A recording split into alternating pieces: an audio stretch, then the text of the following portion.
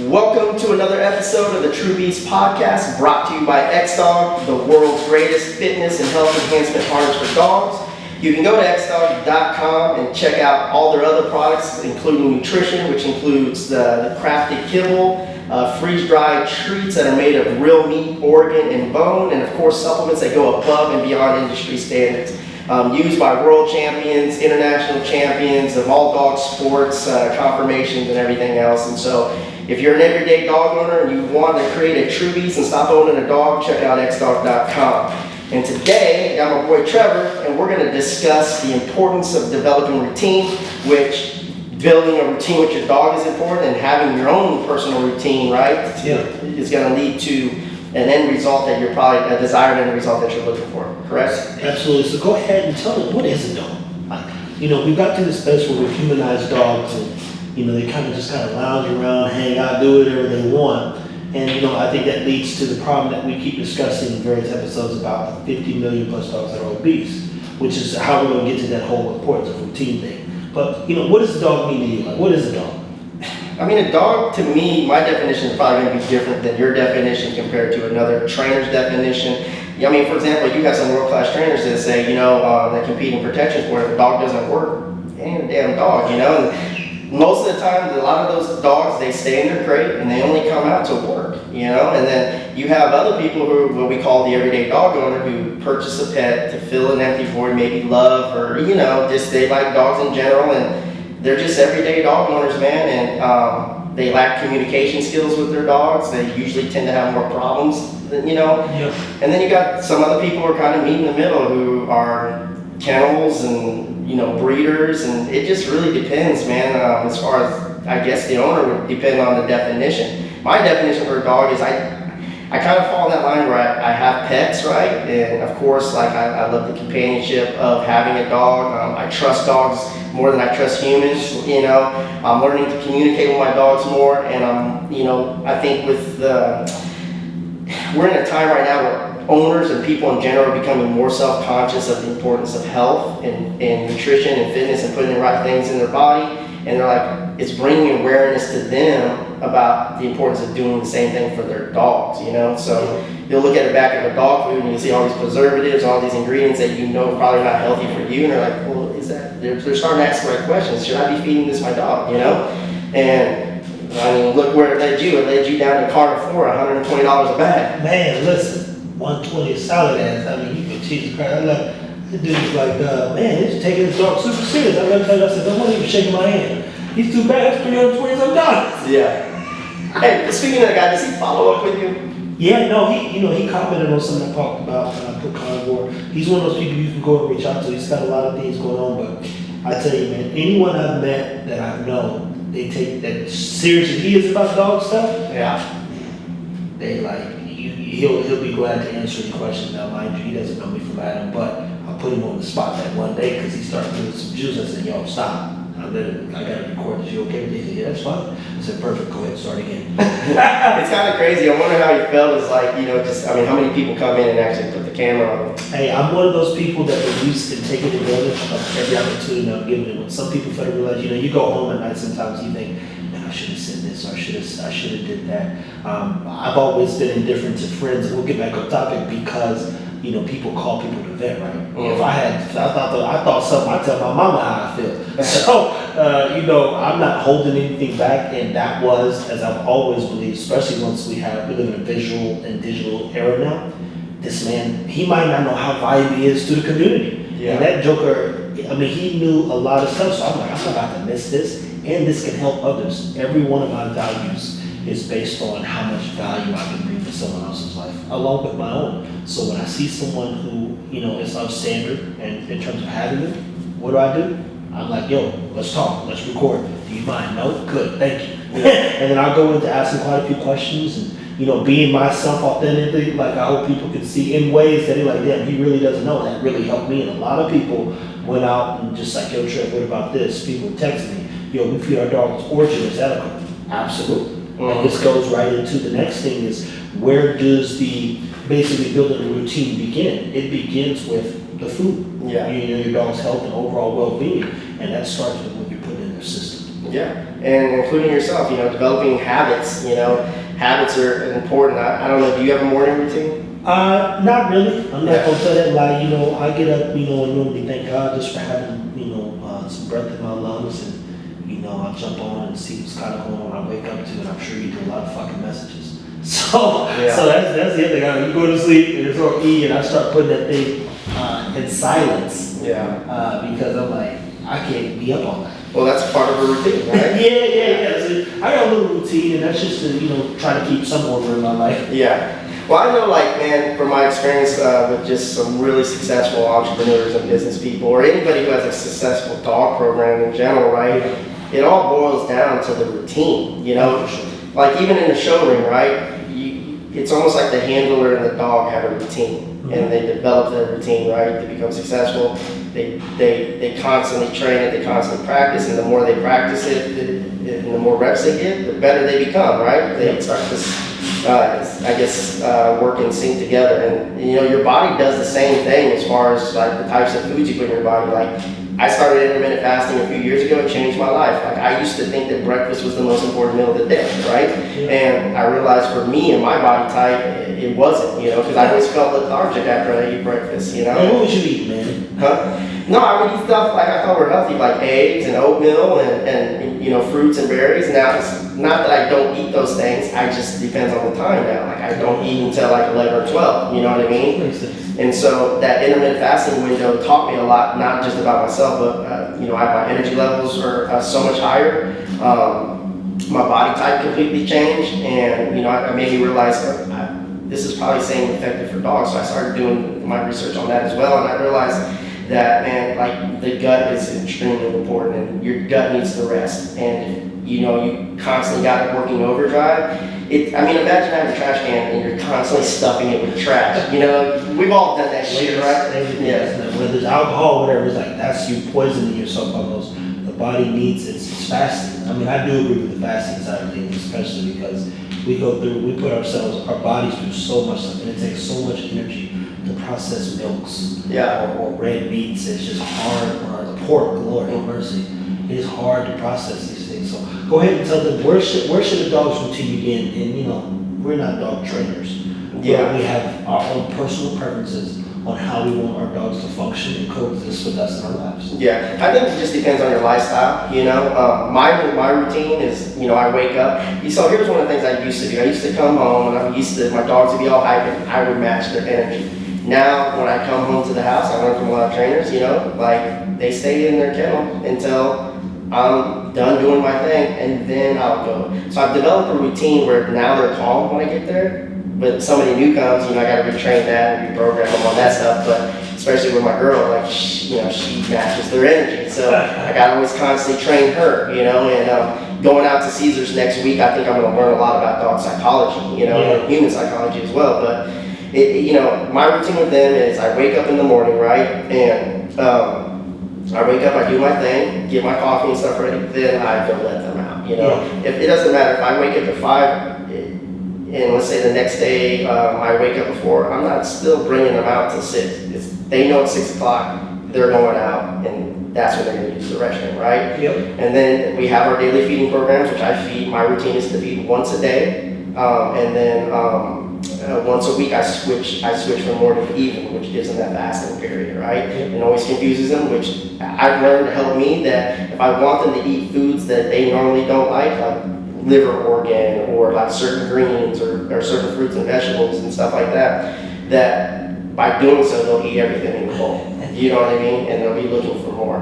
That's a good point to make. I'm glad hopefully you guys heard that and utilize that as you continue to educate yourself about your dog's needs. Yeah, and then of course daily exercise, and I spend about 10 minutes on just obese beating training because I'm not competing in any dog sports or anything. I'm just doing something where I'm building a routine in my house that's going to work for me and my dogs as far as how I want them to behave. There's certain areas where they can be, and there's certain areas that they can't be. And they all find confinement as far as like their kennels and stuff is a very comfortable place. They don't look at the cage as something bad. They look at they preferably be in the cage. I leave the doors open, they preferably be in the cage even if they have access to be around the whole house. Yeah. And so that's their routine. My morning routine, I wake up, I start with gratitude, right?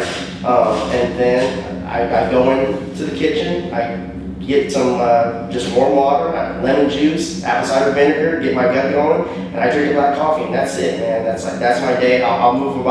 I'll take about 10 to 15 minutes to do a light exercise, workout, just to get the blood going. Yeah. And then I get to starting on my day, then I get to that point where I go check my emails and I start doing the business. I spend about an hour prior to that just prepping my body for a long day.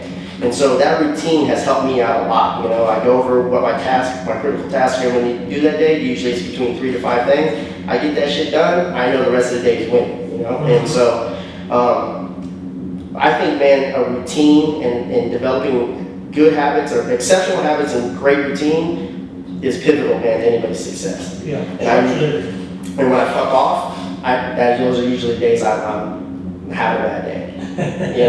Putting the wrong foods in my body, eating breakfast really early, stuff like that my body's not used to. I know that I'm having a bad day. If I take a day off on writing what my critical tasks need to be, my day starts the night before I go to bed, That's the part people need to pay attention to. It's like, the day's gotta be replenished. Yeah, you gotta set yourself up to win, man. That routine of having the lemon out, having the water out, so when I wake up, it's there and convenient, It's small, man, but it makes a big difference for me on a personal level. I don't think it's small, man. I think it's just something that people don't understand the value, but it's just like for those that work in that value. You go into work every day and you know what to do because your job, if you didn't have a routine or a process or a system, there would be chaos. And when there's chaos and a lack of operations, the company will not make money. Yeah, I think the systems are pivotal, man. Oh man, they change things, man. Well, I do a lot of studying of dog history, and unfortunately, in the 1800s, basically, a lot of things became outlawed.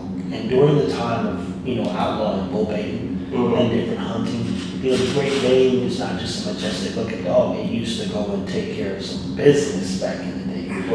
Most people don't know that Chihuahuas have some of the best hearing because they also are the smallest dogs. You're familiar with beagles. They bred the white tip on the beagle's tail because it was so good at hunting, but it would go so far ahead that it blend in the woods. So once they saw that when it raised its tail, it was like raising the white flag so that they could know where the animal or whatever may be. There's so many things that we stopped doing that while creating dogs to do certain things. Yeah. And we took these tasks away. Some people have dogs. You have dogs in your home, especially like that mastiff. The mastiff, think about it like this. It can hold onto a ball and not have any breathing problems, right? It used to be used to hold an enemy, and it can hold an enemy, unlike other dogs who might hold on to something and have that heavy breathing because it doesn't have the infrastructure in its jaws or mouth or just breathing to do two things at once. Yeah. And the mastiff can hold a person for hours if they so see fit. But you go down this line and you say, what have we done to dogs? So my routine is I'm with him. I'm on the training side of things with dogs because I'm like, your dog can't do nothing. That ain't a dog in my opinion. I'm sorry. I like a dog who can work a little bit, who can do a couple things, who can jump, hop, skip, and impress me and be impressive. It's impressive. It's impressive when somebody's like, even small things, shake, paw, sit, stay. Those things are impressive, and it's impressive because 9 out of 10 people don't do nothing with their dogs. Yeah, they just throw the food down and leave it there all day. They make sure there's water in the bowl, but they don't understand how much that's really fucking up the dog. Absolutely. So I feed dogs mine twice a day in a day if I know they're going to exercise a couple of times. Because I know how they expend energy. Yeah. So, but the system's the same. They feed, I feed mine later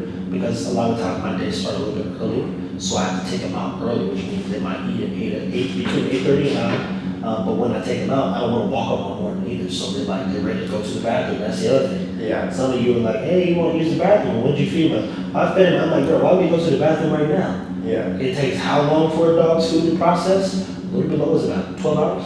Probably approximately like that. I mean, it's a little bit faster. Their track is a lot shorter. There you go. So depending on how you want your day to go and how much time you spend with your dog, you create a routine to to solving problems. And one of the routines I encourage people to practice first and foremost, especially when you get a puppy, is building trust and loyalty.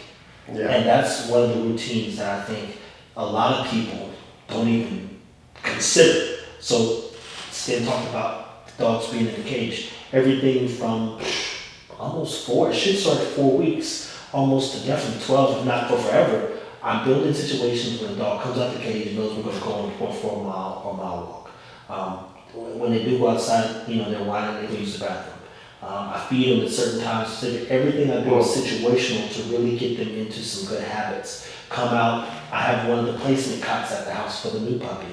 When you are getting the dog show ready, guess what? As soon as the dog can stand, which is normally at 3.5, 4 weeks, you should get a bowl and start feeding your dog on the counter and putting its feet in position to stack them as early as 4 weeks old so it can get used to you positioning and staging them. There's so many things that I've learned from some top breeders and showers in the game over the past just 6 months and really diving back into this dog thing deeply, that every situation matters, just like in life. You walk in the right setting, one situation can change your life forever. Yeah. If you prepare for that moment. We never heard about Bledsoe again because they let Tom Brady. And then Drake said they welcomed me out of the state. That's the thing, look, I'm not leaving now, brother. You should have never fell out that day. You gave me the ball and an opportunity. It's a wrap. Yeah. And I guess that, having a good routine that keep you constantly prepared, you never have to get ready, right? Like, so it'll prepare you for that monumental moment or that one moment that's going to change everything. There was a time, man, where one person didn't respond to an email and it crushed their business, and we crushed them because we were trying to do business with them and, they didn't answer their email. And it cost them, man. And so that's what keeps me always aware, man, I got to constantly stay working and stay focused and stay dialed in. And I have to develop these routines or systems because if I don't, man, I'll off track. If I'm off one day, it really throws me off for a few days. It is, man. And to the point he's making, it's one of the things I start doing too. Unless you're important to me, this is all disrespect to everybody who somehow finds my information and contacts me. I don't respond to messages to after 5 on text messages. I don't care. If you just a regular person, and I do mean that. If you just regular, it's I'm not responding to that. I'll get back to you after 5. I'll respond to everybody who's not doing anything with their lives or enough, in my opinion.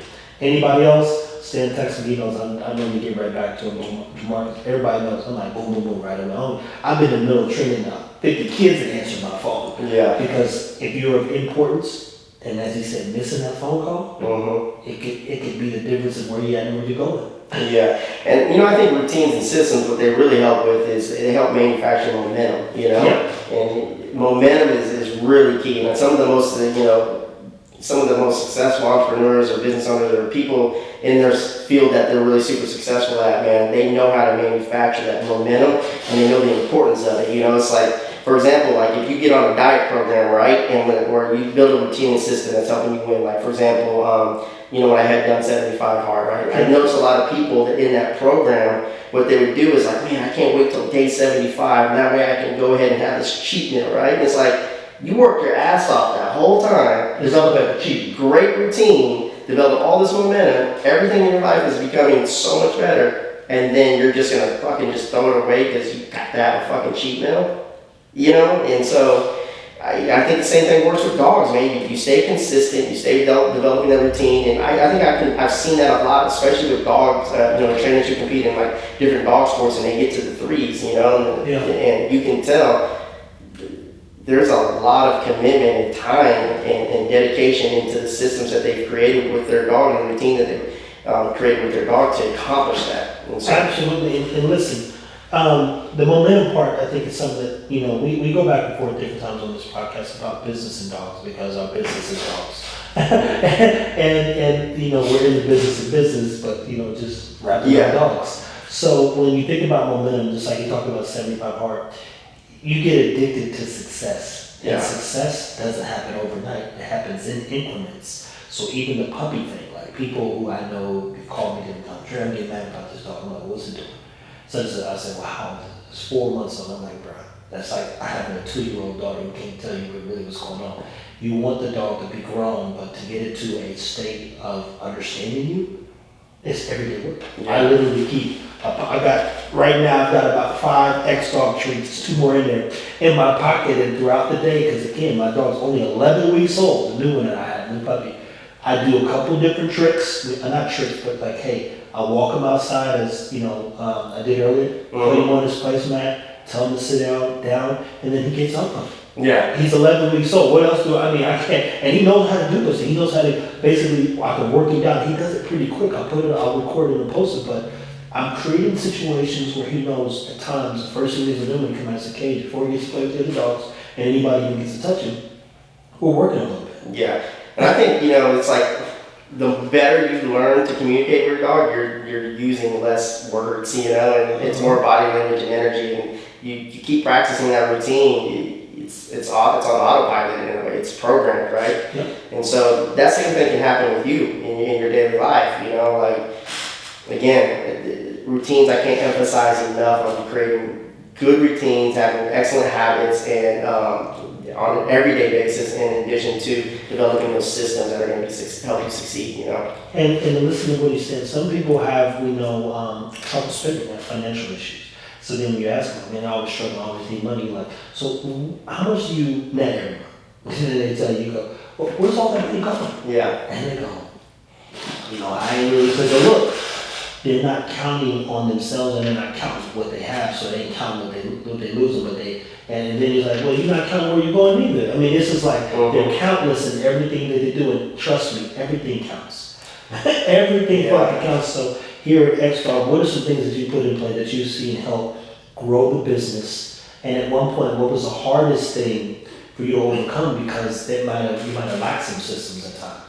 Well, I would say one thing that was really challenging is listening to everybody and trying to please everybody. They're like, man, you should come out with this product. You should do this. And I would do that instead of just saying, okay, we have a product that works. We've created a system to get it out there, and we know that this is our return on our investment. Why are we not going all in on this? Why are we trying to create a new product? Why are we trying to jump in this lane? Stay in our lane, And it took me a while to figure that out. And now, developing systems on ordering and lead times and stuff like that is what really is helping us scale up. Like I told you earlier, I'm not doing 3 and 6 month lead times anymore. I'm doing, 12 to 18 months. And so I'm going to have that inventory, because before it cost me, when I didn't have that system in place, what it cost me is $50,000 to $100,000, per product on those 2 months, 3 months we didn't have them. And so it was a very expensive learning lesson, and so developing, inventory systems and stuff like that, and just going all in and focusing on what we know works, and not pivoting away from shit that other people's ideas, It's easy, anybody can come up with an idea. You can bring up an idea, I can bring up an idea, but there's a lot of challenges when it comes to creating a new product. Very, very, very challenging, people, because you got to deal with all the things that go into it, the shipping, the handling, the return side. For every product, there's 1 customer, 2 customers, 3 customers, you got to deal with that person. It gets exhausting. Well, when you actually look at, say, for example, our supplements, before you guys came in here, we were working with the guys talking about packaging, right? So getting the packaging, all right? So let's start with the packaging. Get the packaging, then you got to have the graphic designer, right? Then you got to set up a line of credit, right? And then, so that's just with the packaging. Then let's go what's in the product, right? Now you got to figure out how to source those ingredients, who's going to put those ingredients together, and who's going to manufacture that product for you.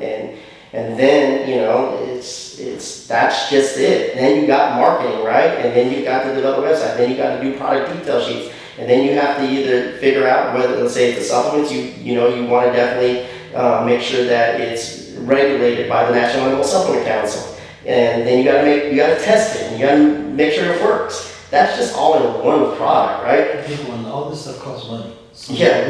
We can't buy your ideas. We just can't. People come to I'm like, just shut up.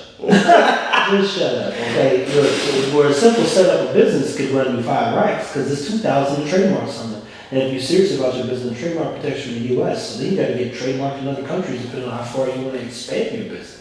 It is not an easy process just to come up with my bad. It's easy to come with an idea.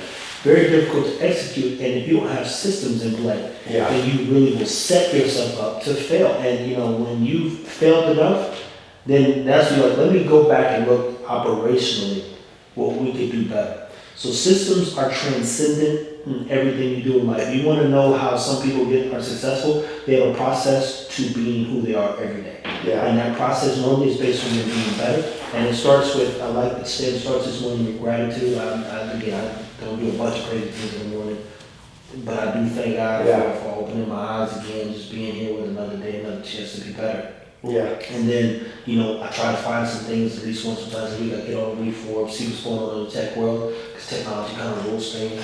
It is everything. Yeah, there you go. Do little stock things, try to check and see what the market's doing, but if you're really in the stocks, don't look. Just leave it alone, because you cry some of these days when the numbers drop and ain't where they want to be, and other days like, well, I'm up. Yeah. So systems are everything. I encourage everyone to create a process to live in, and whether you agree or disagree, as long as you have a job, there is a process to you keeping your job. And if you get outside of that process or those systems, they will fire your ass. Yep. Well, man, I hope you guys found some value in this episode, man, and the importance of developing proper routines in your life and with your dog. Is if you have a good routine with yourself and your dog, your relationship with your dog is going to be a lot better. Like, just the bottom line, your life's going to be better. You guys are going to be healthier. You're going to have a lot less stress, right? Because you have systems in place and routines in place that make your lifestyle more efficient. And so we're gonna have a challenge coming soon that we're gonna put out there so we can see how well you and your dog's relationship really goes. Like, how great is that relationship, that bond between you? And I want to see it tested, man, because I think one thing that people are missing sometimes is how important it is to even have a relationship with your dog. Yeah. In my opinion, it's bar none, because that dog is gonna go as far as you take it. It's user friendly. Like, if your dog loves you, you can see the difference between someone who has a working dog and a dog who loves you. Yeah. When a dog works and loves you, oh my God. Yeah. It's everything. So, man, I hope you guys found some value in this episode. Again, make sure, man, we'd love to hear your feedback. Leave us a review if you found some quality into this and we actually learned something. And if you didn't, feel free not to leave a review, man, but we still show you love anyways. Make sure you hit us up at xdog.co or at xdog, and then Billy Kimball's on IG people. Yeah, man, and we're here to help and serve you, man. I hope you enjoyed this episode, and as always, man, Team X Dog strong.